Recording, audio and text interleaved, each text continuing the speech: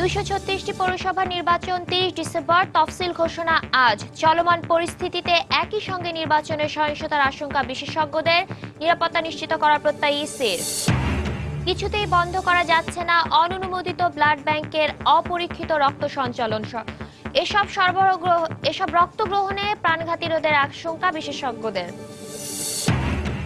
বাসা ভাড়ার বকেয়া টাকা আদায়ে রাজধানীতে এক ভাড়াটিয়াকে 4 দিন আটকে রেখে হত্যার অভিযোগ স্বজনদের। বাড়ির মালিকের দাবি আত্মহত্যা। খাবার সহ নানা সমস্যায় জর্জরিত নরসিংদীর সরকারি শিশু পরিবার। দুর্বিষহ জীবনযাপন শিশুদের, বরাদ্দ পর্যাপ্ত নয় দাবি কর্তৃপক্ষের। এবং আধুনিক ব্যাংকিং সেবা নিশ্চিত করার ক্ষেত্রে এখনো পিছিয়ে রাষ্ট্রায়ত্ত ব্যাংকগুলো। অনলাইন সেবা চালু করা নিয়ে অনিশ্চয়তা, আসার কথা বলছে কর্তৃপক্ষ।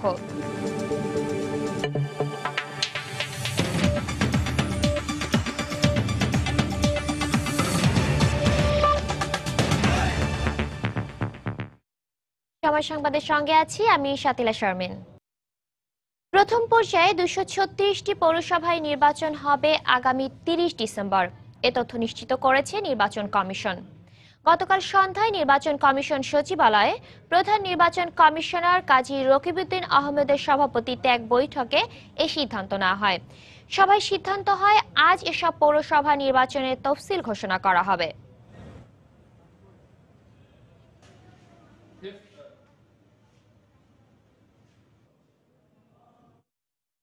এদিকে চলমান পরিস্থিতিতে একই সঙ্গে সবগুলো পৌরসভার নির্বাচন করতে গেলে নির্বাচনী সংঘাত আর সহিংসতা বাড়বে বলে আশঙ্কা করছেন বিশেষজ্ঞরা। এছাড়া সংশোধিত পৌরসভা আইন 2015 এর অধীনে আসছে পৌর নির্বাচন অনুষ্ঠিত হলে দেশের আইন শৃঙ্খলা পরিস্থিতির আরও অবনতি হতে পারে বলে ধারণা তাদের। তবে ভোটারদের শতভাগ নিরাপত্তা নিশ্চিত করা হবে বলে জানিয়েছে নির্বাচন কমিশন। রাশেদ লিমনের রিপোর্ট। সম্প্রতি বেশ কয়েকটি প্রভাবশালী দেশের সতর্কতা, বিদেশিদের উপর হামলা, লেখক, প্রকাশক, ব্লগারদের হত্যাসহ বেশ কিছু ঘটনার প্রেক্ষিতে পরিস্থিতি নিয়ন্ত্রণে ব্যস্ত আইনশৃঙ্খলা বাহিনী। তাছাড়া বিশ্বজুড়ে মাথাচাড়া দেয়া জঙ্গিবাদের প্রভাবে দেশের গুরুত্বপূর্ণ স্থাপনায় জোরদার করা হয়েছে বাড়তি নিরাপত্তা। এমন বাস্তবতায় ডিসেম্বরের শেষ নাগাদ একসঙ্গে প্রায় 250 পৌরসভা নির্বাচনে আইনশৃঙ্খলা বাহিনী পর্যাপ্ত পাওয়া যাবে কিনা তা নিয়ে সংশয় বিশেষজ্ঞদের। হঠাৎ করে যদি বলে ফেলে আমি সব একত্রে করব, পুলিশ এত এঙ্গেজ, চারিদিকে বিজেপি এঙ্গেজ, ফোর্স তো প্রয়োজন। কারণ আমাদের দেশের এই লোকাল ইলেকশন যত নিচের দিকে নামবে এটা ততই সংঘর্ষপূর্ণ ইলেকশন হয়। তার উপর সংশোধিত পৌরসভা আইন 2015 আরো ভাবিয়ে তুলছে তাদের। মেয়র প্রার্থীদের জন্য দলীয় আর কাউন্সিলরদের জন্য নির্দলীয় এমন দ্বৈত আইনের প্রভাব আইনশৃঙ্খলা বাহিনীকেও বিপাকে ফেলবে বলে মনে করেন বিশেষজ্ঞরা। আগে তো আইন বিধি সবই একরকম ছিল, এখন আবার দুই রকম হবে, দুই রকমের ইমপ্লিকেশন হবে। একজন ম্যাজিস্ট্রেটকে দুই রকমের জিনিস দেখতে হবে। রাজনৈতিক দলগুলো বা সরকারি দল এরা এটাকে ম্যানেজ করতে পারবে না। যখন তারা একজনকে নমিনেশন দেন, তাদের দলের ভিতরে আরো 3 জন থাকেন, তারা সিলেক্টেড হন না, তখন তারা কিন্তু উগ্র অবস্থান নিয়ে ফেলেন। এদিকে কমিশন বলছে নির্বাচনকালীন সময়ে আইন শৃঙ্খলা নিয়ন্ত্রণে কোনো ছাড় দেয়া হবে না। দলীয় প্রতীকে নির্বাচনের অভিজ্ঞতা পূর্ব থেকে আছে, একাছে আমরা আশা করছি আইন শৃঙ্খলা পরিস্থিতি সুন্দর থাকবে, মানুষ সুন্দরভাবে এসে ভোট দিতে পারবে। তবে তফসিল ঘোষণার আগে আরেকবার ভেবে নিতে মন্ত্রণালয় আর নির্বাচন কমিশনের প্রতি আহ্বান বিশেষজ্ঞদের। রাশেদ লিমন, সময় সংবাদ, ঢাকা। এদিকে দু দলের মধ্যকার অন্তকোন্দল মিটিয়ে একক প্রার্থী দেওয়া ও বিএনপিকে নির্বাচনে অংশগ্রহণ করানোই প্রধান চ্যালেঞ্জ হবে বলে মনে করেন রাজনৈতিক বিশ্লেষক ডক্টর তারেক শামসুর রহমান। সময় সংবাদকে তিনি বলেন, 30 ডিসেম্বর পৌরসভা নির্বাচনের তারিখ নির্ধারণ হওয়ায় প্রস্তুতি নিতে প্রার্থীরা কিছুটা সময়ও কম পাবেন। আওয়ামী লীগের মতো অত বড় দল, সেখানে একাধিক প্রার্থী থাকতে পারে চেয়ারম্যান পদে, বিএনপির মতো বড় দলে একাধিক প্রার্থী থাকতে পারে, সেখানে আইন শৃঙ্খলা পরিস্থিতি অবনতি হওয়ার মতো সম্ভাবনাও তৈরি হতে পারে। ফলে এই জিনিসটি কতটুকু স্থানীয় আইন শৃঙ্খলা রক্ষাকারী বাহিনী কন্ট্রোল করতে পারবে সেটা একটা বড় প্রশ্ন। এতগুলো পৌরসভা নির্বাচন হবে, নির্বাচন কমিশনের ভূমিকা কি থাকবে সেটাও একটা প্রশ্ন। এটা সুষ্ঠু হোক, একটা গ্রহণযোগ্য নির্বাচন হোক, বিএনপি নির্বাচনে অংশগ্রহণ করুক, একটা ক্ষেত্র তৈরি হোক, যাতে করে এই নির্বাচনটাকে সামনে রেখে আমরা জাতীয় পর্যায়ে নির্বাচনের কথা ভাবতে পারি।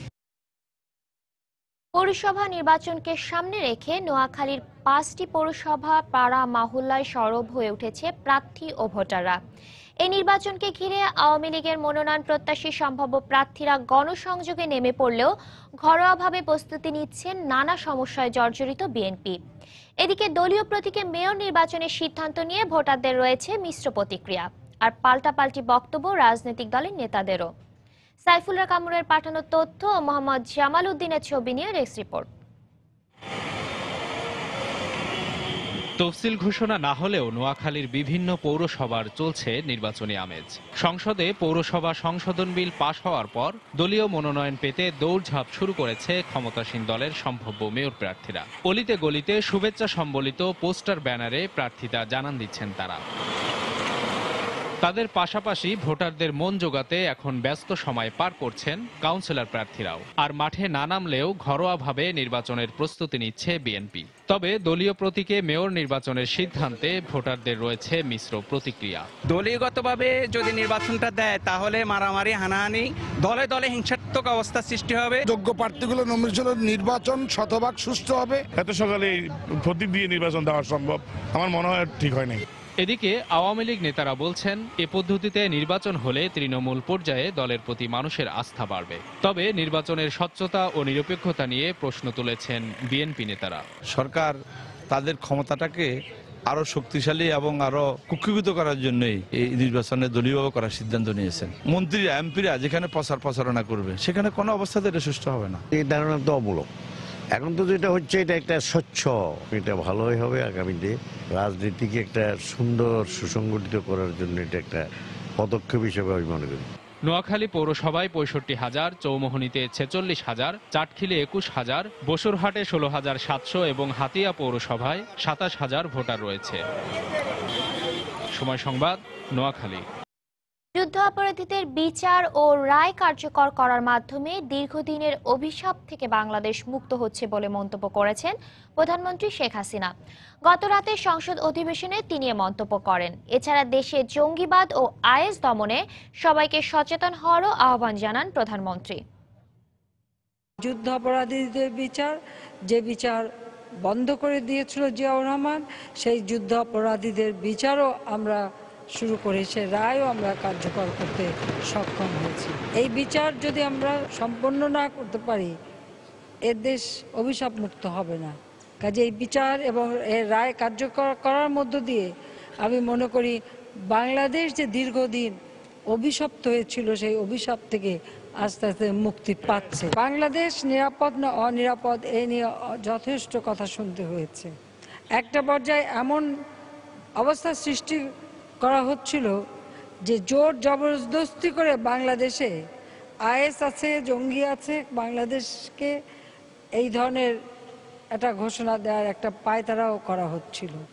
বাংলাদেশের মানুষ এ ব্যাপারে যথেষ্ট সজাগ, যথেষ্ট সচেতন। আমি আহ্বান জানাবো সারা বাংলাদেশের মানুষের কাছে যে বাংলাদেশকে আমরা জঙ্গি রাষ্ট্র বা ওই আইএস এখানে যাতে স্থান না পায় তার জন্য সর্বান্তকরণে আমরা সকলে সম্মিলিতভাবে কাজ করে যাব। বর্তমান সরকার গণতন্ত্রকে অবরুদ্ধ করে মুক্তিযুদ্ধের চেতনাকে জলাঞ্জলি দিয়েছে বলে অভিযোগ করেছেন বিএনপি চেয়ারপারসন বেগম খালেদা জিয়া। এক বিবৃতিতে গণগ্রেফতার বন্ধের তিনি দাবি জানিয়েছেন। গতকাল সন্ধ্যায় দেয়া বিবৃতিতে বেগম জিয়া অভিযোগ করেন, বর্তমানে বিরোধী দলের কর্মী ও নেতাদের নামে বানোয়ার ভিত্তিহীন মিথ্যা মামলা দিয়ে হয়রানি করা হচ্ছে। গণতন্ত্রের সব পথকে সংকুচিত করতে একদলীয় শাসন ব্যবস্থা চালানো হচ্ছে বলেও মন্তব্য করেন খালেদা জিয়া। তিনি আরও অভিযোগ করেন, সরকার জনবিচ্ছিন্ন হয়ে পড়ায় দমন পীড়ন চালিয়ে যাচ্ছে। গণতন্ত্র সুসংহত করতে দলমত নির্বিশেষে সবাইকে ঐক্যবদ্ধ হবার আহ্বান জানান তিনি। যুদ্ধ অপরাধীদের ফাঁসির রায় নিয়ে পাকিস্তান আপত্তিকর মন্তব্য করায় গতকাল দেশটির হাই কমিশনারকে ডেকে কড়া সতর্ক করল বাংলাদেশ। আগামীতে অভ্যন্তরীণ বিষয়ে মন্তব্য করা থেকে বিরত থাকতেও বলা হয়েছে। এ ধরনের ধারাবাহিক নেতিবাচক প্রচারণা অব্যাহত রাখলে বাংলাদেশ পাকিস্তানের দ্বিপক্ষীয় সম্পর্কের অবনতি হবে বলেও সতর্ক করেছে পররাষ্ট্র মন্ত্রণালয়। এদিকে পররাষ্ট্র প্রতিমন্ত্রী শাহরিয়ার আলম বলেছেন, যুদ্ধ অপরাধীদের বিচারের ইস্যুতে পাকিস্তান কেন কোনো দেশের মন্তব্যই আমলে নেওয়া হবে না। মুক্তিযুদ্ধে মানবতাবিরোধী অপরাধে রোববার প্রথম প্রহরে ফাঁসির রায় কার্যকর করা হয় বিএনপি নেতা সালাউদ্দিন কাদের চৌধুরী ও জামায়াত নেতা আলী আহসান মুজাহিদের। ওই দিনই পাকিস্তান পররাষ্ট্র মন্ত্রণালয় এক বিবৃতিতে এ ঘটনাকে দুর্ভাগ্যজনক বলে সমালোচনা করে। এ বক্তব্যের পরিপ্রেক্ষিতে সোমবার বিকেলে রাষ্ট্রীয় অতিথি ভবন পদ্মায় তলব করা হয় পাকিস্তানের হাই কমিশনার সুজা আলমকে। এ সময় ৭১-এর যুদ্ধ অপরাধীদের সর্বশেষ ফাঁসির রায় কার্যকর করা ও দেশের অভ্যন্তরীণ বিষয় সম্পর্কে সমালোচনা করায় তীব্র প্রতিবাদ জানিয়ে তাকে সতর্ক করেন ভারপ্রাপ্ত পররাষ্ট্র সচিব মিজানুর রহমান। পরে পররাষ্ট্র মন্ত্রণালয়ে সাংবাদিকদের প্রশ্নের উত্তরে পররাষ্ট্র প্রতিমন্ত্রী শাহরিয়ার আলম বলেন, আগেও এ ধরনের মন্তব্য করায় পাকিস্তানি হাই কমিশনারকে সতর্ক করা হয়েছিল। আন্তর্জাতিক কূটনীতিক শিষ্টাচার বহির্ভূত কাজ তারা করেছেন, বাংলাদেশের আভ্যন্তরীণ একটি বিষয়ে তারা তাদের মতামত দিয়েছেন। তো সেটাই আমাদের অবস্থান পরিষ্কার করে জানিয়ে দেওয়ার জন্য পাকিস্তানের হাই কমিশনারকে আজকে আমরা ডেকে নিয়ে গিয়ে আমাদের অবস্থানগুলি ব্যাখ্যা করেছি। শুধু পাকিস্তান কেন, পৃথিবীর কোনো রাষ্ট্রের কাছ থেকেই যুদ্ধ অপরাধীদের, মানবতা বিরোধীদের বিচারের প্রশ্নে আমরা কোনো নেতিবাচক মন্তব্য গ্রহণ করব না। পরে রাতে এক প্রেস বিজ্ঞপ্তিতে পররাষ্ট্র মন্ত্রণালয় জানায়, মানবতা বিরোধী অপরাধ ও গণহত্যার বিচারের বিরুদ্ধে পাকিস্তান তাদের ধারাবাহিক নেতিবাচক প্রচারণা অব্যাহত রাখলে বাংলাদেশ এবং পাকিস্তানের দ্বিপাক্ষিক সুসম্পর্ক বজায় রাখা কঠিন হবে। শাতিলা শারমিন, সময় সংবাদ, ঢাকা। দেখছিলেন আমার করা প্রতিবেদনটি। এদিকে শীর্ষ যুদ্ধাপরাধী সালাউদ্দিন কাদের ও মুজাহিদের ফাঁসির রায় কার্যকর নিয়ে পাকিস্তানের প্রতিক্রিয়া কূটনৈতিক আচরণের পরিপন্থী বলে মন্তব্য করেছেন বিশ্লেষকরা। ঢাকা বিশ্ববিদ্যালয়ের উপাচার্যের মতে এ ধরনের মন্তব্য পাকিস্তানিদের ৭১-এ হিংস্র মনোভাবের প্রতিফলন। বাঙালি জাতির গৌরব আর অহংকারের কেন্দ্রবিন্দু ৭১-এর মহান মুক্তিযুদ্ধ। ৯ মাসের যে যুদ্ধে জাতি পেয়েছিল একটি পতাকা, একটি মানচিত্র, ৫৬,০০০ বর্গমাইলের একটি স্বাধীন দেশ বাংলাদেশ। সেই রক্তক্ষয়ী যুদ্ধে পাকিস্তানি হানাদার বাহিনী চালিয়েছিল নির্মম হত্যাযজ্ঞ। দেশের শ্রেষ্ঠ সন্তান, বুদ্ধিজীবী থেকে শুরু করে সাধারণ মানুষ, সংখ্যালঘু কেউই রেহাই পায়নি সেই হত্যাযজ্ঞ থেকে। আর নির্মম কাপুরুষোচিত সেই হত্যাযজ্ঞ বাস্তবায়নের অন্যতম প্রধান কারিগর ছিল যে দুজন, সেই সালাউদ্দিন কাদের চৌধুরী আর আলী আহসান মুজাহিদের দণ্ড কার্যকরে উদ্বেগ জানিয়েছে পাকিস্তান পররাষ্ট্র মন্ত্রণালয়। এমনকি কাদের মোল্লা ও কামারুজ্জামানের রায় কার্যকরের পরও একই ধরনের প্রতিক্রিয়া দিয়েছিল দেশটির সরকার। স্বাধীন বাংলাদেশের বিরুদ্ধে যারা অবস্থান নিয়েছিল তাদের যে বিচার প্রক্রিয়া, তাদের যে শাস্তি বিধান, এই বিষয়ে পাকিস্তান সরকারের কোনো কিছু বলার কোনো সুযোগই নাই। এই ধরনের কোনো অগ্রহণযোগ্য কার্যক্রমের সাথে যদি পাকিস্তান সরকার যুক্ত থাকে, পাকিস্তানের সাথে আমাদের দ্বিপক্ষীয় সম্পর্ক, কূটনৈতিক সম্পর্ক অব্যাহত থাকবে কিনা সেই বিষয়ে কিন্তু চিন্তা ভাবনা করার প্রয়োজন থাকবে। কূটনীতিকদের মতে একটি স্বাধীন সার্বভৌম দেশের অভ্যন্তরীণ বিষয়ে পাকিস্তান কোনোভাবেই এ ধরনের মন্তব্য করতে পারে না।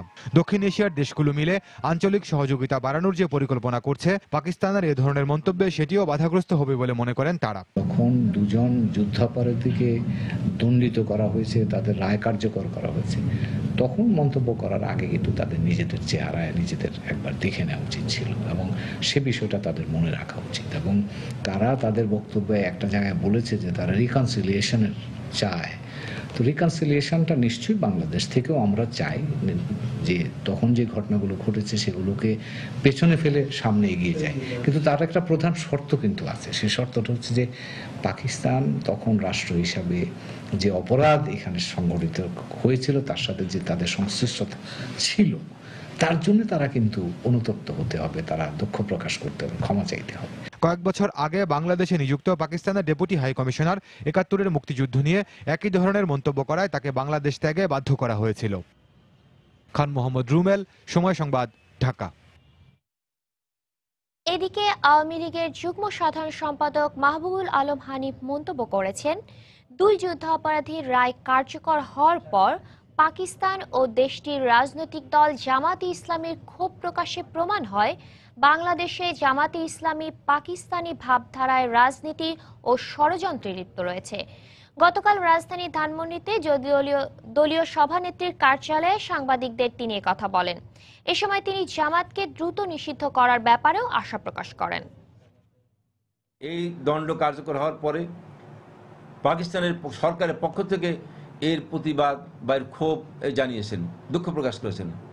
গতকাল কি জামাত ইসলামের আমির উনি যেটা বক্তব্য দিয়েছেন, উনি বলেছেন যে 71 সালে জামাত ইসলামী যে পাকিস্তানের পক্ষে ছিল, সেই জামাত ইসলামী স্বাধীন দেশ হওয়ার পরও এখনও তারা পাকিস্তানের আদর্শ এবং ভাবধারা নিয়ে চলছে। এর মধ্যে দিয়ে প্রমাণ হয় যে বাংলাদেশে যে জামাত ইসলামী নামক রাজনৈতিক দলটি, তারা এই বাংলাদেশে তারা পাকিস্তানের আদর্শ, পাকিস্তানের চিন্তা চেতনা ভাবধারা নিয়ে রাজনীতি করছেন।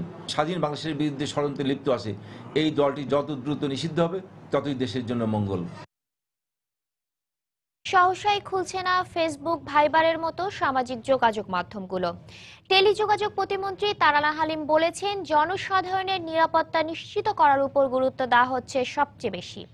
গতকাল তিনি জানান, এ বিষয়ে স্বরাষ্ট্র মন্ত্রণালয় নির্দেশনা পেলেই খোলা হবে সামাজিক যোগাযোগের এ মাধ্যমগুলো। যতক্ষণ পর্যন্ত আমরা মনে করব যে আমাদের বেশিরভাগ মানুষ নিরাপদ হয়েছেন, সেই সময়টিতে আমার নির্দেশনা আসলে আমি এটা খুলে দেবো। আমি মনে করি যে যখন আমরা একেবারে নিশ্চিত হব, আমাদেরকে বলা হবে যে হ্যাঁ, আপনারা এখন যোগাযোগ মাধ্যমটা খুলে দিতে পারেন, কোনো সমস্যা নেই। আমাদের এখানে স্বরাষ্ট্র মন্ত্রণালয় আছেন, তারা আমাদেরকে জানাবেন যে আপনাদের এখন সামাজিক যোগাযোগ মাধ্যমগুলো আপনারা স্বরাষ্ট্র মন্ত্রণালয় থেকে যখন বলবে যে সামাজিক যোগাযোগ মাধ্যমগুলো আপনারা খুলে দিতে পারেন, আমরা তখনই খুলে দেবো। সময় সংবাদে আরো থাকছে, আমলাতান্ত্রিক জটিলতায় আটকে আছে খুলনা মেডিকেল কলেজ হাসপাতালের আধুনিকায়ন ও উন্নয়ন, সেবা বঞ্চিত হচ্ছেন রোগীরা। রক্ত মানবদেহের অন্যতম উপাদান, যা মানুষকে বাঁচিয়ে রাখে। মানুষের জীবন ধারণের জরুরি প্রয়োজনে বিভিন্ন ব্লাড ব্যাংক রক্ত সরবরাহ করে। তবে হাতে গোনা কয়েকটি ব্লাড ব্যাংক ছাড়া বাকি সবই অনুমোদিত। স্বাস্থ্য অধিদপ্তরের ধারাবাহিক অভিযানের পরেও বন্ধ হচ্ছে না অনুমোদিত এসব ব্লাড ব্যাংকের অপরীক্ষিত রক্ত সরবরাহ। বিশেষজ্ঞ চিকিৎসকদের মতে, এসব রক্ত গ্রহণে রোগীরা যখন তখন আক্রান্ত হতে পারেন নানা রকম জীবনঘাতী রোগে। সাইফুল রোদের রিপোর্ট। রোগ এবং এর চিকিৎসা ভেদে এক এক রোগীর দরকার হয় এক এক ধরনের রক্ত উপাদান। বিশ্বস্ত রক্তদাতার বাইরে এসব রক্ত এবং এর প্রয়োজনীয় উপাদান সরবরাহ করে থাকে বিভিন্ন ব্লাড ব্যাংক। আশঙ্কাজনক রোগীদের রক্তের চাহিদাকে পুঁজি করে বিভিন্ন অনুমোদিত ব্লাড ব্যাংক চালিয়ে যাচ্ছে রক্ত বাণিজ্য। অপরীক্ষিত এসব রক্ত গ্রহণের ফলে উপকারের চেয়ে অপকারের মাত্রা বেশি বলে জানালেন এই বিশেষজ্ঞ চিকিৎসক। যে ব্লাডটা ট্রান্সফিউজ করা হচ্ছে সেটা যদি প্রপারলি প্রিজার্ভ করা না হয়, তাহলে আমরা এটা বলি ট্রান্সফিউশন রিঅ্যাকশন হয়। রোগীর হঠাৎ করেই টেম্পারেচার বেড়ে যায়, রোগীর হার্ট রেট বেড়ে যায়, রোগীর রেসপিরেটরি ডিস্ট্রেস হয়, এবং এই অ্যাকিউট ট্রান্সফিউশন রিঅ্যাকশন যদি সিভিয়ার হয়, পেশেন্ট এক্সপায়ার পর্যন্ত করতে পারে। চিকিৎসক আরও জানান, রোগীর জীবন এবং সুস্থতার কথা বিবেচনায় রেখে এসব ব্লাড ব্যাংকের বিরুদ্ধে খুব দ্রুত কঠোর ব্যবস্থা নেওয়া উচিত। ব্লাড ব্যাংকগুলো আসলে রক্ত সংগ্রহ করছে কাদের কাছ থেকে? তাদের পুল অফ ডোনার্স কারা? আপনি যদি মনে হয় যে না, এরা সবসময় প্রফেশনাল ব্লাড ডোনারদের কাছ থেকে সংগ্রহ করছে, তাহলে there is a huge risk. এইটা যে কোনোভাবেই বন্ধ করতে হবে। স্বাস্থ্য অধিদপ্তরেরই কর্মকর্তার দাবি, তাদের নজরদারি অব্যাহত আছে, তবে বরাবরের মতো বাদ সাধে জনবল সংকট। আইনের লঙ্ঘন করে যারা এগুলো প্রতিষ্ঠান করছে তাদের ক্ষেত্রে আমরা মোবাইল কোড দিয়ে তাদেরকে শাস্তির আওতায় নিয়ে আসছি, এবং আমরা আমাদের কিন্তু নিয়মিতভাবে আমরা অনেকগুলো প্রতিষ্ঠানকে সবসময় আমরা তাদেরকে রিনিউ করার নোটিশ দিচ্ছি, তাদের এই অবস্থাপনা আছে, তারা যদি সেগুলোকে ফুলফিল না করতে পারে তাহলে বন্ধ করার ব্যবস্থা আমরা করছি। সারা দেশের কয়েকশো অনুমোদিত ব্লাড ব্যাংক থেকে গোপনে সরবরাহকৃত হাজারো রক্তের ব্যাগ রোগীদের হাতে যেন খুব সহজে পৌঁছাতে না পারে, সে বিষয়ে সজাগ দৃষ্টি রাখতে রোগী এবং তার স্বজনদের প্রতি আহ্বান জানিয়েছেন চিকিৎসক এবং স্বাস্থ্য অধিদপ্তরের কর্মকর্তারা। সাইফুল রুদ্র, সময় সংবাদ, ঢাকা। বাংলাদেশের জীববৈচিত্র্য আইন 2015 এর চূড়ান্ত অনুমোদন দিয়েছে মন্ত্রিসভা। গতকাল সচিবালয়ে প্রধানমন্ত্রী শেখ হাসিনার সভাপতিত্বে মন্ত্রিসভার নিয়মিত সাপ্তাহিক বৈঠকে এ অনুমোদন দেওয়া হয়। আইন অমান্যকারী সর্বোচ্চ 5 বছর কারাদণ্ড অথবা 10 লাখ টাকা পর্যন্ত অর্থদণ্ড বা উভয় দণ্ডে দণ্ডিত হবেন বলেও আইনে উল্লেখ করা হয়। এ সময় গুণগত মান পণ্য সেবা নীতি 2015 এর খসড়ার নীতিগত অনুমোদন দিয়েছে মন্ত্রিসভা। এর আগে সকাল 10টায় শুরু হয় মন্ত্রিসভার বৈঠক। এতে উপস্থিত ছিলেন অর্থমন্ত্রী আবুল মাল আব্দুল মুহিত, শিল্পমন্ত্রী আমির হোসেন আমু, বাণিজ্যমন্ত্রী তোফায়েল আহমেদ সহ মন্ত্রিসভার সদস্যরা। বৈঠক শেষে সাংবাদিকদের একথা জানান মন্ত্রিপরিষদ সচিব মোহাম্মদ শফিউল আলম।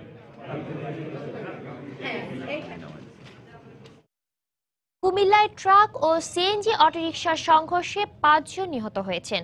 এতে আহত হয়েছেন আরও একজন। সকালে জেলার লাকসাম বাইপাস সড়কে এ ঘটনা ঘটে। পুলিশ জানায় সকাল ৮টার দিকে কুমিল্লা নোয়াখালী মহাসড়কের নাঙ্গলকোট থেকে কুমিল্লাগামী একটি সিএনজি অটোরিকশার সঙ্গে লাকসামের বিপরীত দিক থেকে আসা একটি ট্রাকের মুখোমুখি সংঘর্ষ হয়। এতে ঘটনাস্থলেই সিএনজি চালক সহ ৩ জন মারা যান। এ ঘটনায় আহত হন আরও ৩ জন। হাসপাতালে নেওয়ার পথে একজন ও পরে আরও একজনের মৃত্যু হয়।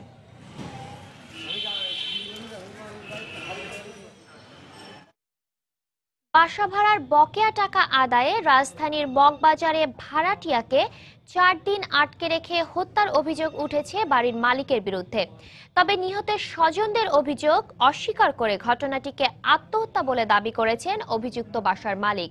ময়নাতদন্তের জন্য মরদেহ মর্গে পাঠানো হলেও এ নিয়ে এখনো কোনো মামলা নেয়নি পুলিশ। পুলিশ ও স্বজনরা জানিয়েছে, মাংসের দোকানের কর্মচারী কালাম দীর্ঘদিন ধরে মগবাজারের একটি বাসায় ৩,০০০ টাকা ভাড়ায় বসবাস করতেন।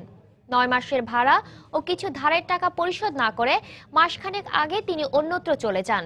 এরপর ওই বাড়ির মালিক তার খোঁজ পেয়ে যাত্রাবাড়ি থেকে তাকে ধরে নিয়ে এসে বাসায় আটকে রাখে। এর ৪ দিনের মাথায় গতকাল বিকেলে ওই বাসা থেকে উদ্ধার করা হয় কালামের মরদেহ। স্বজনরা হত্যার অভিযোগ তুললেও বাসার মালিকের দাবি আত্মহত্যা করেছেন কালাম। পুলিশ এ নিয়ে গণমাধ্যমের মুখোমুখি না হলেও রাতেই বাসা মালিককে থানায় ডেকে জিজ্ঞাসাবাদ করে। তবে ময়নাতদন্তের আগে এ ঘটনার মামলা নিতে রাজি হয়নি বলেও অভিযোগ নিহতের স্বজনদের। দুপুর 2টার দিকে আমার মামা আমার কাছে ফোন দেয়, মামা এক ঘন্টার ভিতরে যদি তুই আমার কাছে আসোস তাহলে আমারে পাবি, আর নাহলে দেখবি আমার লাশ পড়ে ওরা আমার মারার জন্য হুমকি দিতেছে। আমি বলছি না মামা, ওরা মারবো না, হয়তো এমনি মিথ্যা আপনার সান্ত্বনা দিতেছে, ভয় দেখাইতেছে, আপনি থাকেন আমি আসতেছি। এর কিছুক্ষণ পরে 2 ঘন্টা পরে শুনতে পারি আমার মামা মারা গেছে। মহিলা পাইবো আপনার গড় ভাড়া, আর মহিলাতে বলে 40,000 টাকা নিছে। যা ছিল ঘরের জিনিসপাতি তো সব রাখে দিছে। তা আমি তো আর এত জানি না যে আমার পোলা যে হেরা যে এই অবস্থা করছে। যদি আর গায়ে যদি টাচ করা হয় তাহলে তোমরা পরীক্ষা তো করবা, পরীক্ষা করলে যদি বিচার হয় বিচার মাথা পেতে নুন। না বাজান আটকায় রাখা হয় নাই। আধিপত্য বিস্তারকে কেন্দ্র করে বরিশাল শের-ই-বাংলা মেডিকেল কলেজ হোস্টেলে ছাত্রলীগের 2 গ্রুপের সংঘর্ষে 3 জন আহত হয়েছেন। গতরাত 1টার দিকে এ সংঘর্ষ হয়। পুলিশ জানায়, গতরাত 9টার দিকে কলেজ অডিটোরিয়ামে মেডিসিন ক্লাবে অনুপ নাসিম গ্রুপের সাংস্কৃতিক অনুষ্ঠান চলছিল। এ সময় ছাত্রলীগের ইমরান তুহিন গ্রুপের সমর্থকরা মিছিল নিয়ে অনুষ্ঠান স্থলে প্রবেশ করলে 2 গ্রুপের মধ্যে উত্তেজনা দেখা দেয়। এক পর্যায়ে 2 গ্রুপের মধ্যে ধাওয়া পাল্টা ধাওয়া হয়। এরপর ইমরান গ্রুপের সমর্থকরা 1 নম্বর হোস্টেলে ও অনুপ গ্রুপের সমর্থকরা 2 নম্বর হোস্টেলে অবস্থান নেয়। রাত 1টার দিকে আবারও 2 গ্রুপ সংঘর্ষে জড়িয়ে পড়লে পুলিশ ঘটনাস্থলে পৌঁছে লাঠিচার্জ করে পরিস্থিতি নিয়ন্ত্রণে নেয়। এ সময় আহত হয় 3 জন। তাদের উদ্ধার করে হাসপাতালে ভর্তি করা হয়েছে। এদিকে এ ঘটনার পর থেকে অপ্রীতিকর পরিস্থিতি এড়াতে ক্যাম্পাসে অতিরিক্ত পুলিশ মোতায়েন করা হয়েছে।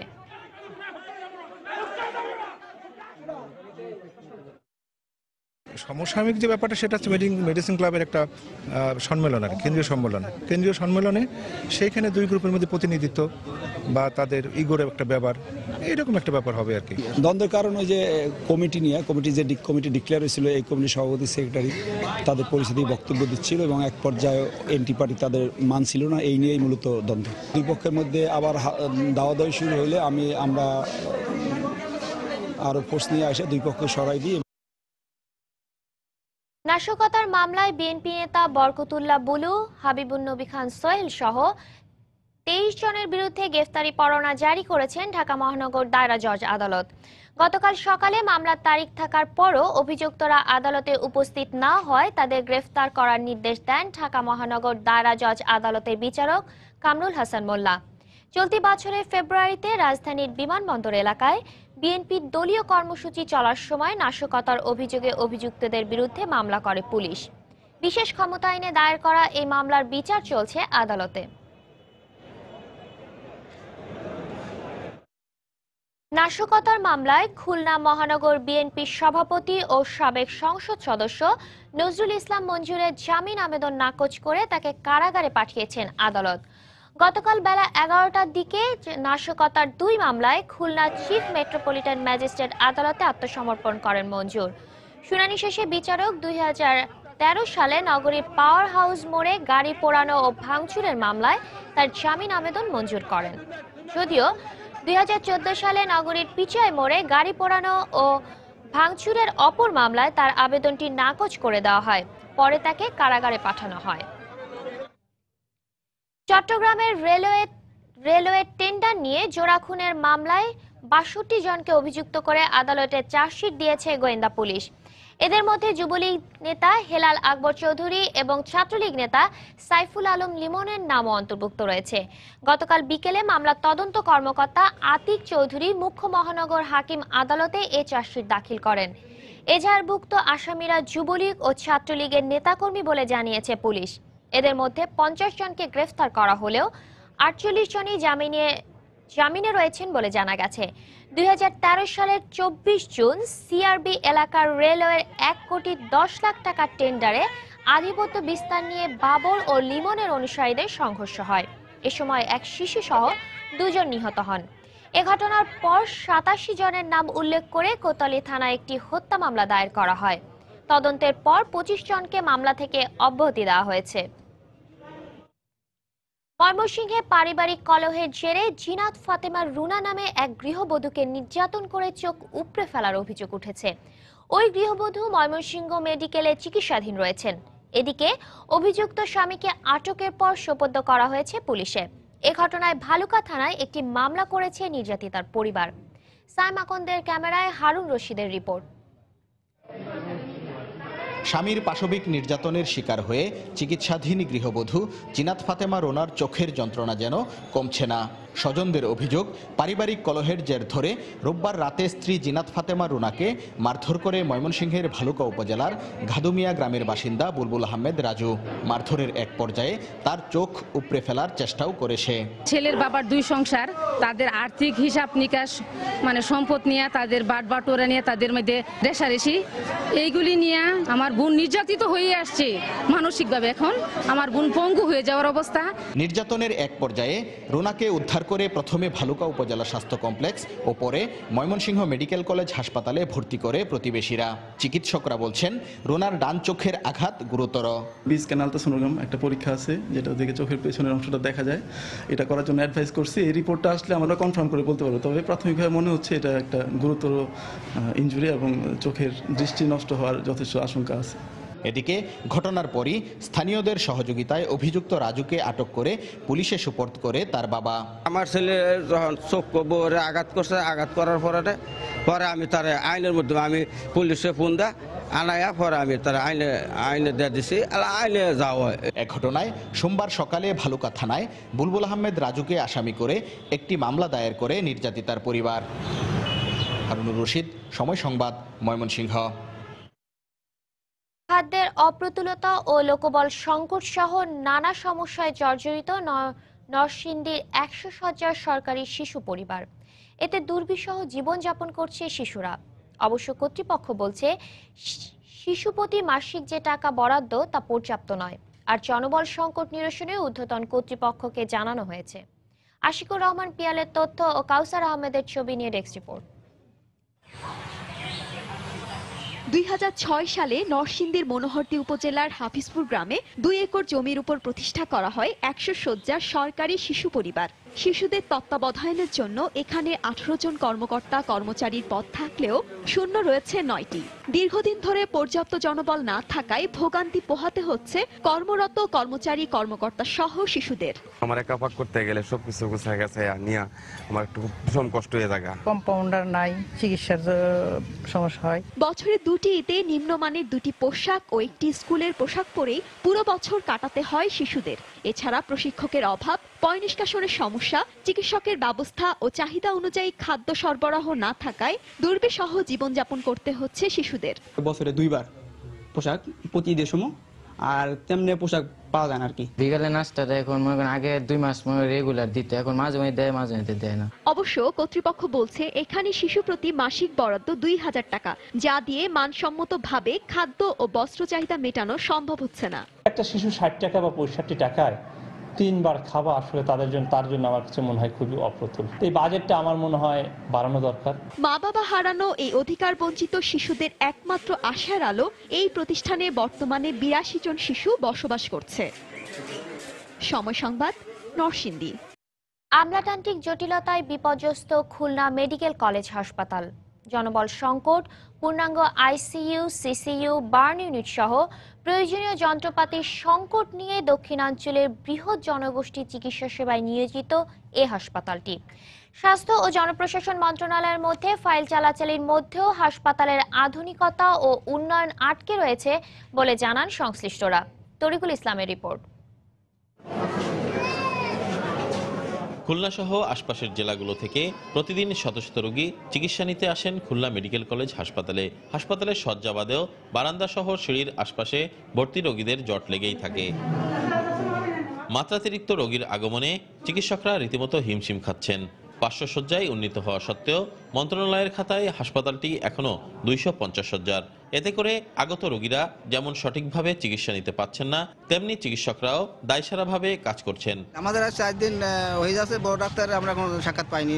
ইন্টারনেট ডাক্তার দেখিয়া আমাদের একটা ওষুধ দিছে, তাও আমরা বাইরে থেকে কিনতে হয়েছে। শিশু ডাক্তার আসছিল, তারা এসে ট্রিটমেন্ট করে গেছে, তারপর তো কোনো খোঁজখবর নাই। চিকিৎসক নেতারা বলছেন হাসপাতালটির উন্নয়নের জন্য বারবার কাগজপত্র চালাচালি করা হলেও এখনো তা রয়ে গেছে আশ্বাসের মধ্যেই সীমাবদ্ধ। এই ফাইল নিয়ে আমরা বহুবারই মন্ত্রণালয়ে হসপিটাল কর্তৃপক্ষ দৌড়াদৌড়ি করেছেন। কিছু কিছু জায়গায় অসামঞ্জস্যভাবে লেখালেখির কারণে বারবার ফাইল তারা ফেরত পাঠিয়েছেন। কিছুদিন পূর্বে ফাইল আবার মন্ত্রণালয়ে গিয়েছে। আমরা এবার আশা রাখি যে সরকারের সদিচ্ছায় সেটা পরিপূর্ণতা আমরা পাবো। এদিকে কম জনবল নিয়ে প্রতিদিন 700 থেকে 800 রোগীর চিকিৎসা সেবা দেয়া রীতিমতো কঠিন ব্যাপার বলে জানান হাসপাতালের তত্ত্বাবধায়ক। এই 250 বেডের জনবল দিয়েই আমার এই 800-900 রোগীর সেবা দিতে হচ্ছে। কাজেই এত কম জনবল দিয়ে এখানে সুষ্ঠুভাবে এই এত রোগীর সেবা দেওয়া দুরূহ ব্যাপার। হাসপাতাল সূত্রে জানা যায় খুলনা মেডিকেল কলেজ হাসপাতালে 1650 জন জনবলের বিপরীতে রয়েছে মাত্র 382 জন। এর মধ্যে প্রশাসন বিভাগের 543 জনের মধ্যে 421টি পদেই শূন্য। তরিকুল ইসলাম, সময় সংবাদ, খুলনা। জলবায়ু পরিবর্তন বিবেচনায় না নেওয়া হলে 2014 থেকে 2050 সালের মধ্যে শুধুমাত্র জলাবদ্ধতার কারণে ঢাকা শহরের 11,000 কোটি টাকার ক্ষতি হবে বলে প্রতিবেদন প্রকাশ করেছে বিশ্বব্যাংক।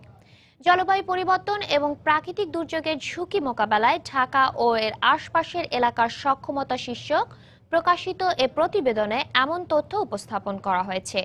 গতকাল সকালে রাজধানীর আগারগাঁওয়ে বিশ্বব্যাংকের ঢাকা অফিসে এই প্রতিবেদন প্রকাশ উপলক্ষে এক অনুষ্ঠানের আয়োজন করা হয়। অনুষ্ঠানে উপস্থিত ছিলেন ঢাকা উত্তর সিটি কর্পোরেশনের মেয়র আনিসুল হক, বাংলাদেশে বিশ্বব্যাংকের ভারপ্রাপ্ত প্রধান ক্রিস্টিন ক্রেইমস, পরিবেশ বিষয়ক প্রধান অর্থনীতিবিদ ডক্টর সুস্মিতা দাশগুপ্ত সহ অন্যান্যরা। এ সময় উত্তরের সিটি মেয়র আনিসুল হক জানান 25 ডিসেম্বরের মধ্যে ঢাকা শহর বিলবোর্ড মুক্ত হবে। Clean or green Dhaka, we have almost taken out 20,000 billboards. Let us make by 25th of December Dhaka city billboard free.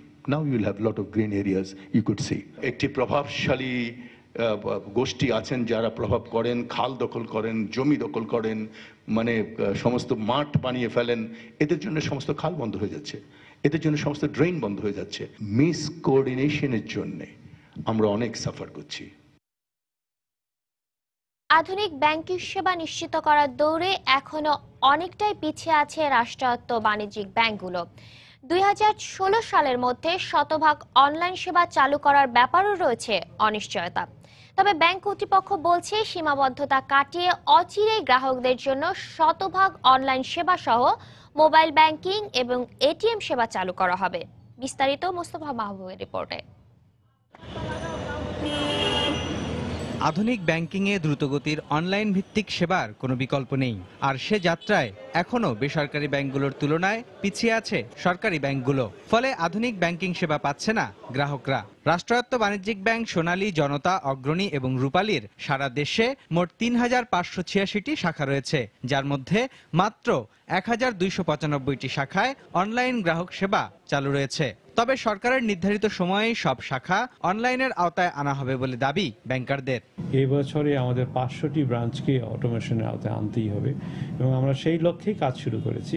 নতুন গ্রাহক যত আসবে, এখন নতুন অ্যাকাউন্ট যত খোলা হবে, প্রত্যেকেরই আমরা ভিসা ডেবিট কার্ড ইস্যু করে দেব। আমরা আশা করছি যে 2016-র মধ্যে আমরা সবগুলি ব্রাঞ্চকে সিবিএসআর আওতায় নিয়ে আসতে পারবো।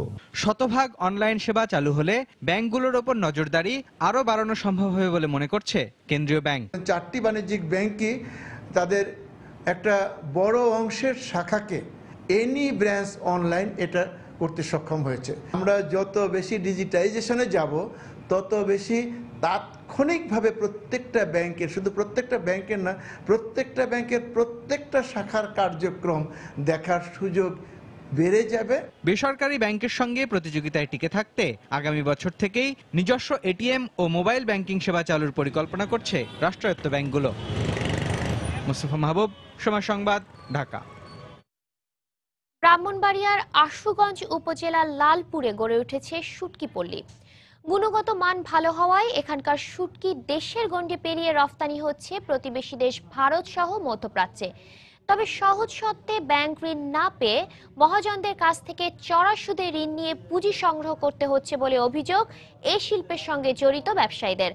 অবশ্য ব্যাংক কর্মকর্তারা বলছেন নানা সীমাবদ্ধতার কারণে পর্যাপ্ত ঋণ দেওয়া সম্ভব হচ্ছে না। উজ্জ্বল চক্রবর্তীর তথ্য ও জুয়েলুর রহমানের ছবি নিয়ে ডেস্ক রিপোর্ট। খাল, বিল ও হাওর থেকে বিভিন্ন প্রজাতির মিঠা পানির মাছ সংগ্রহ করে শুকিয়ে তৈরি করা হয় শুটকি। ব্রাহ্মণবাড়িয়ার আশুগঞ্জ উপজেলার লালপুরে মেঘনা নদীর তীরে গড়ে ওঠা শতাধিক ডাঙ্গি বা মাচার উপর অক্টোবর থেকে মার্চ পর্যন্ত এসব শুটকি তৈরি করা হয়। গুণগত মান ভালো হওয়ায় দেশের গণ্ডি পেরিয়ে প্রতিবেশী দেশ ভারত সহ মধ্যপ্রাচ্যের বিভিন্ন দেশে রপ্তানি করা হচ্ছে এখানকার শুটকি। সারা বাংলাদেশে চলে, আবার বিভিন্ন রাষ্ট্র যা মাজন টানলে টাকা দেওয়া লাগে, আমরা বেশি সুদরা দেওয়া লাগে। ব্যাংকে থেকে কিছু লোন দিত, মনে করেন সবাই চলতে পারতো ভালো। এই অবস্থায় এই ক্ষুদ্র ব্যবসায়ীরা পৃষ্ঠপোষকতা পেলে শিল্পটি আরো সম্প্রসারিত হবে বলে মনে করেন স্থানীয় জনপ্রতিনিধি। বাংলাদেশ কৃষি ব্যাংকের মতো আলাদাভাবে শুটকির জন্য কোনো ব্যাংক প্রতিষ্ঠা করা হয় এবং সহজ শর্তে যদি এই লোনগুলি দেওয়া হয়, তাহলে আমার মনে হয় আমাদের দেশ থেকে প্রায় এই হাজার হাজার টন শুটকি বাইরে যাবে। আর নানা সীমাবদ্ধতার কারণে তাদেরকে বড় আকারে ঋণ দেওয়া যাচ্ছে না বলে জানালেন কৃষি ব্যাংকের এক কর্মকর্তা। স্থায়ী ব্যবসায়ী নয় বিধায় তাদের মর্টগেজ দেওয়ার মতো কোনো প্রপার্টিও সেখানে নাই। তারা অন্য জায়গা থেকে আসে, অন্য জায়গায় ব্যবসা করে তারা চলে যায়, যে কারণে আমরা তাদেরকে ওইভাবে বড় ঋণ সহায়তা করতে পারি না। আশুগঞ্জের লালপুরে শুটকি শিল্পের সঙ্গে ব্যবসায়ী সহ প্রায় 10,000 শ্রমিক জড়িত রয়েছেন। সময় সংবাদ, ব্রাহ্মণবাড়িয়া। গাজীপুরের টঙ্গী তুরাগ তীরে জোর ইজতেমার শেষ দিনে অংশ নিয়েছেন দেশ বিদেশের লাখ লাখ ধর্মপ্রাণ মুসল্লি। মোনাজাতের মধ্য দিয়ে আজ শেষ হচ্ছে 5 দিন ব্যাপী এই ইজতেমা। সকাল থেকে মুরব্বীদের বয়ানের মধ্য দিয়ে চলেছে শেষ মুহূর্তের আনুষ্ঠানিকতা। প্রতি বছর বিশ্ব ইজতেমার আগে 5 দিন ব্যাপী জোর ইজতেমার আয়োজন করা হয়। এতে 3 চিল্লায় মুসল্লিরাই অংশ নিয়ে থাকেন। ইজতেমার শেষে বিভিন্ন কাফেলায় ভাগ হয়ে তারা বেরিয়ে পড়েন দিনের দাওয়াত নিয়ে। পরে বিশ্ব ইজতেমার আহ্বানে আবারও ফিরে আসেন টঙ্গীর তুরাগ পাড়ে। এদিকে জোর ইজতেমার শেষ দিনেও নেওয়া হয়েছে অতিরিক্ত নিরাপত্তা ব্যবস্থা।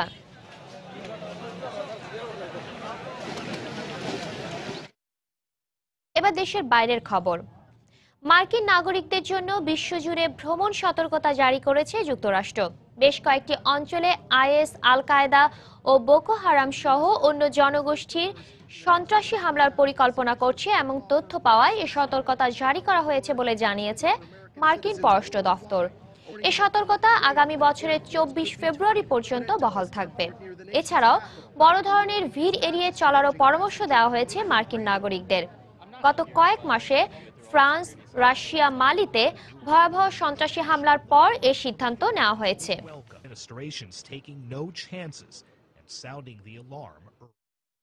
বাংলাদেশ প্রিমিয়ার লিগ বিপিএল এর খবর।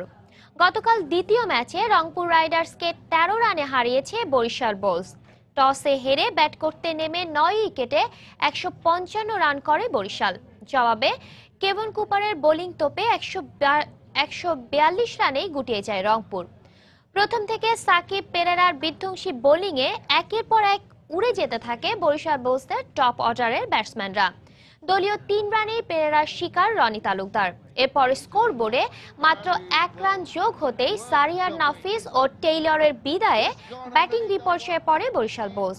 তবে মাহমুদুল্লাহর ৫১ ও নাফিজ চৌধুরীর ৩০ রানে শেষ পর্যন্ত ৯ উইকেট হারিয়ে ১৫৫ রান করে বরিশাল। জয়ের লক্ষ্যে ব্যাট করতে নেমে ১৭ রানে সৌম্য, ১৯ রানে সিমন্স ও ৬ রানে সাকিব বিদায় নিলেও মিথুনের ধৈর্যশীল ইনিংসে এগিয়ে যেতে থাকে রংপুর। তবে ৫৫ রানে সামির শিকার হয়ে মিথুন বিদায় নিলে ফিকে হয়ে যায় রংপুরের জয়ের স্বপ্ন। অন্যদিকে মাত্র ১৫ রানে ৫ উইকেট নিয়ে রংপুরের ব্যাটিং লাইন আপে ধস নামান বরিশালের West Indian recruit Kevin Cooper. BPL এর দিনে শ্বাসরুদ্ধকর প্রথম ম্যাচে সিলেট সুপার স্টারসকে মাত্র ১ রানে হারিয়ে ৮০ রানে নিজেদের প্রথম জয় পেয়েছে চিটাগং ভাইকিংস। এর আগে টসে হেরে প্রথমে ব্যাট করতে নেমে ৫ উইকেটে ১৮০ রানের চ্যালেঞ্জিং স্কোর করে ভাইকিংস। জবাবে ব্যাট করতে নেমে মুনাব্বিরা ও মুশফিকের হাফ সেঞ্চুরির পরও হার নিয়ে মাঠ ছাড়তে হয় সিলেট সুপারস্টার্সকে। ব্যাট করতে নেমে তামিমের টুর্নামেন্টে টানা দ্বিতীয় 50 ও ইয়াসির আলীর ৬৩ রানের সুবাদে ১৮০ রানের বিশাল স্কোর করে চিটাগং।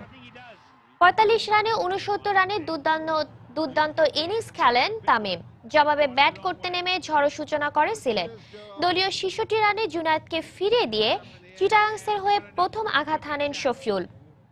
৩০ বলে ৬৪ রানের বিধ্বংসী ইনিংস খেলে আজমলের শিকার হন আরেক ওপেনার মুনাব্বিরা। এরপর এক প্রান্ত আগলে রেখে ৩৪ বলে আসরে নিজেদের প্রথম 50 তুলে নিলেও দলের শেষ রক্ষা করতে পারেনি Mushfiq. Saeed Ajmal tempted him. Munawwira. Fantastically bowled. Oh my word. What more? এ পর্যায়ে শীর্ষ সংবাদ জানিয়ে দিচ্ছি আরেকবার। ২৩৬ পৌরসভার নির্বাচন ৩০ ডিসেম্বর, তফসিল ঘোষণা আজ। চলমান পরিস্থিতিতে একই সঙ্গে নির্বাচনের সহিংসতার আশঙ্কা বিশেষজ্ঞদের, নিরাপত্তা নিশ্চিত করার প্রত্যয় ইসির। কিছুতেই বন্ধ করা যাচ্ছে না অননুমোদিত ব্লাড ব্যাংকের অপরীক্ষিত রক্ত সরবরাহ। এসব রক্ত গ্রহণে প্রাণঘাতী রোগে আক্রান্তের আশঙ্কা বিশেষজ্ঞদের। বাসা ভাড়ার বকেয়া টাকা আদায়ে রাজধানীতে এক ভাড়াটিয়াকে ৪ দিন আটকে রেখে হত্যার অভিযোগ স্বজনদের। বাড়ির মালিকের দাবি আত্মহত্যা। খাবার সহ নানা সমস্যায় জর্জরিত নরসিংদীর সরকারি শিশু পরিবার, দুর্বিষহ জীবনযাপন শিশুদের, বরাদ্দ পর্যাপ্ত নয় দাবি কর্তৃপক্ষের।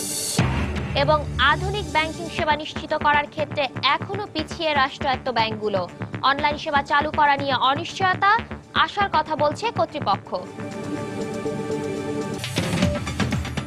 এই ছিল এখনকার মতো। যে কোনো খবর পেতে ভিজিট করুন সময়নিউজ.tv।